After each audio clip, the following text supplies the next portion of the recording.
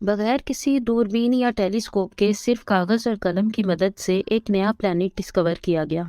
ये कारनामा 175 साल पहले एक फ्रेंच एस्ट्रोनॉमर अर्बन डी ने अंजाम देकर पूरी साइंटिफिक कम्युनिटी को हैरत में डाल दिया। लेकिन आखिर कैसे? नाजरीन, इस कहानी की शुरुआत एक सेब से होती है जो कि एक मशहूर ज़माना फिजिस्ट सर आइजैक न्यूटन के सामने दरख्त से टूटकर जमीन पर गिरा था।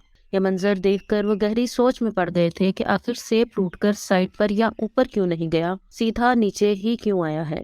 इस वाकये की बुनियाद पर उन्होंने यूनिवर्सल ग्रेविटेशनल लॉ बनाया, जिसमें स्पेस में कोई भी दूसरा ऑब्जेक्ट आपस में किसी भी दूसरे ऑब्जेक्ट को अट्रैक्ट करते हैं। जिसका मैस ज्यादा होगा, इसकी ग्रेविटी भी ज्यादा होगी और वो छोटे मैस को अपनी तरफ अट्रैक्ट करेगा। इस कुव्वत को कुव्वत कशिश या फिर ग्रेविटी कहा जाता है। यही ग्रेविटेशनल लॉ हमारी दुनिया तक ही महदूद नहीं, बल्कि ये पूरे सोलर सिस्टम और पूरी यूनिवर्स पर भी अप्लाई होता है। इसकी सबसे बड़ी और आसान एग्जांपल यही है कि यही सोलर सिस्टम है जो सूरज के गिर्द घूमने वाले तमाम प्लैनेट सूरज से छोटे हैं। इसी वजह से वो इसकी तरफ अट्रैक्ट होते हैं और एक खास ऑर्बिट में इसके गिर्द चक्कर लगाते रहते हैं। हमारा चांद भी इसी ग्रेविटेशनल लॉ के तहत ही जमीन के गिर्द चक्कर लगाता है। जमीन जो चांद से कई गुना बड़ी है, इसे अपने ऑर्बिट की तरफ अट्रैक्ट करती है। दूसरी तरफ चांद बेशक के छोटा है, लेकिन कुछ न कुछ ग्रेविटी इसकी भी है। चांद की ग्रेविटी इतनी तो नहीं कि वो अर्थ को अपने ऑर्बिट से हिला सके, लेकिन वो समुंदर के पानी को अपनी तरफ खींचती है, जिसकी वजह से समुंदर में लहरें पैदा होती हैं। अगर एक मिनट के लिए ये सोच लिया जाए कि चांद हमारी जमीन के गिर्द गर्दिश नहीं कर रहा, बल्कि सिर्फ रुका हुआ है, तो मालूम है इसका नतीजा क्या होगा। चंद मिनटों में ही चांद हमारी जमीन से आ टकराएगा। जी हाँ, जहां अर्थ की ग्रेविटी इसे अपनी तरफ खींचती है, वहीं इसके ऑर्बिट की वजह से गोल चक्कर लगाने से एक फोर्स पैदा होती है जो इसको बाहर की तरफ धकेलती है। इस फोर्स को सेंट्रीफ्यूगल फोर्स कहा जाता है। जब चांद की सेंट्रीफ्यूगल फोर्स और अर्थ की ग्रेविटी इक्वल हो जाने की वजह से ही चांद अपने ऑर्बिट में गर्दिश करता है। इसी तरह से ही तमाम प्लैनेट सूरज के गिर्द घूमते हैं। न्यूटन के इस ग्रेविटेशनल लॉ पर कई एक्सपेरिमेंट हुए, रिसर्च हुई और ये बात साबित हुई कि हमारी कायनात का पूरा निज़ाम ही इस लॉ पर डिपेंड करता है।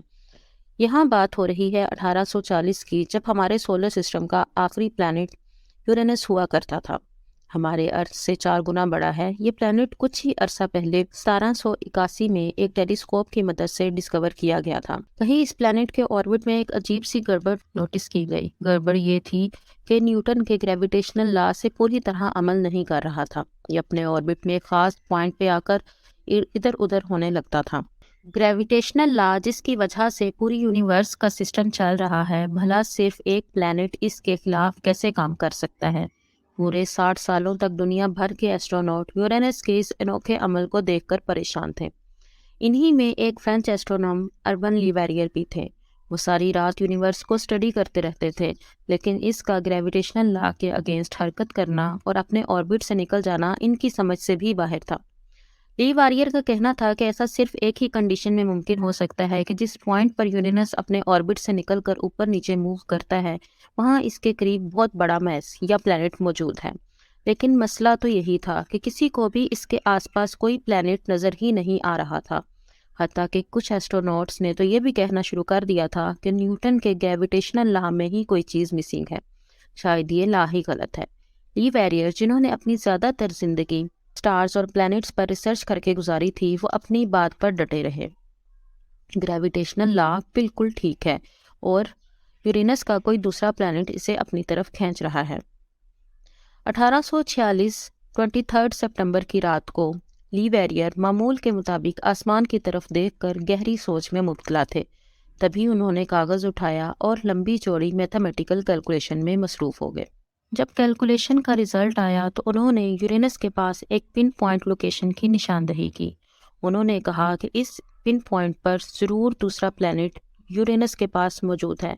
ना सिर्फ इसकी पोजीशन, बल्कि लीवेरियर ने इसका मैस भी कैलकुलेट किया और ये नतीजा निकाला कि सीक्रेट प्लैनेट का मैस बिल्कुल यूरेनस जितना ही है। जब उन्होंने ये तमाम डिटेल पब्लिक कर दी तो थ्योरी को अपोज करने वाले एस्ट्रोनॉमर्स ने लीवेरियर का ठीक ठाक मजाक बनाया, क्योंकि यूरेनस के पास बज़ाहिर ऐसा कोई प्लैनेट मौजूद ही नहीं था। उन्होंने ये तमाम डिटेल बर्लिन में मौजूद इस वक्त की सबसे बड़ी ऑब्जर्वरी को भेजी और इनसे ये रिक्वेस्ट की कि इसके ठीक इस हिस्से में यूरेनस के करीब किसी ताकतवर टेलीस्कोप से देखा जाए।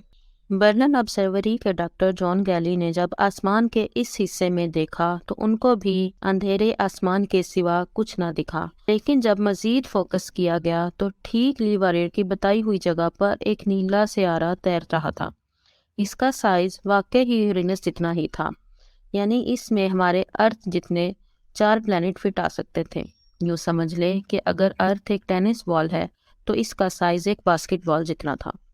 لی ویریئر کی آبزرویشن اور کیلکولیشن بالکل ایکوریٹ تھیں اور وہ سولر سسٹم کا 8واں پلانٹ ڈھونڈ چکا تھا، جس کو آپ آج کل نیپچون کے نام سے جانتے ہیں۔ نیپچون وہ پہلا پلانٹ ہے جس کو آپ کسی ٹیلیسکوپ سے نہیں بلکہ میتھمیٹیکل فارمولے، پیپر اور قلم کی مدد سے ڈھونڈا گیا تھا۔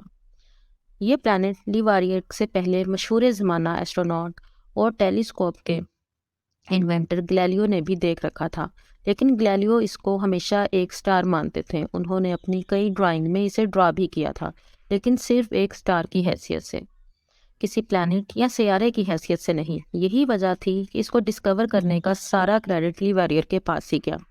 کریڈٹ تو بے شک ان کو مل گیا، لیکن وہ ہمیشہ سے چاہتے تھے کہ اس پلانٹ کا نام ان کے نام لی ویریئر پر جوڑا جائے۔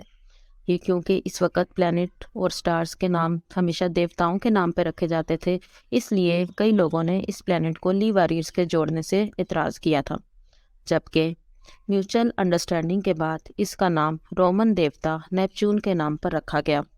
1889 میں ناسا کے ویگر 2 اسپیس کرافٹ پہلی بار نیپچون کے پاس سے گزرا۔ 3000 میل دور ویگر 2 نے نیپچون کی فوٹوگراف کیپچر کی۔ یہ ہمارے سولر سسٹم کا سب سے دور اور آخری پلانٹ ہے۔ یوں سمجھ لے کہ اگر ارتھ سے سورج کا ڈسٹنس 1 AU ہے تو نیپچون سورج سے 30 AU دور ہے۔ سورج سے اتنا دور ہونے کی وجہ سے یہاں کا ٹمپریچر -190 ڈگری رہتا ہے۔ ناسا کے مطابق یہ برف کا بہت بڑا جائنٹ ہے جہاں ہر وقت طوفان چل رہے ہوتے ہیں، ایسے طوفان جن کی سپیڈ 2000 کلومیٹر پر آور تک پہنچتی ہے۔ یاد رہے کہ ارتھ پر سب سے تیز طوفان کی سپیڈ 407 کلومیٹر پر آور ریکارڈ کی گئی ہے۔ یہاں کا ایک دن ارتھ کے 16 گھنٹوں کے برابر ہے اور یہاں کا ایک سال ارتھ کے 165 سالوں جتنا لمبا ہے۔ لی ویریئر، جنہوں نے صرف میتھ کے فارمولاز سے اس پلانٹ کو ڈھونڈ نکالا، وہ آج زندہ تو نہیں ہیں، لیکن پیرس میں ان کی قبر پر نیپچون کا یہ ماڈل ان کے کارنامے کو ہمیشہ یاد دلاتا رہے گا۔ امید ہے ہماری یہ ویڈیو بھی آپ بھرپور لائک اور شیئر کر دیں گے۔ آپ لوگوں کے پیار بھرے کومنٹس کا بہت شکریہ۔ ملتے ہیں اگلی شاندار ویڈیو میں۔ امید ہے ہماری یہ ویڈیو بھی آپ بھرپور لائک اور شیئر کر دیں گے۔ آپ لوگوں کے پیار بھرے کومنٹس کا بہت شکریہ۔ ملتے ہیں اگلی شاندار ویڈیو میں۔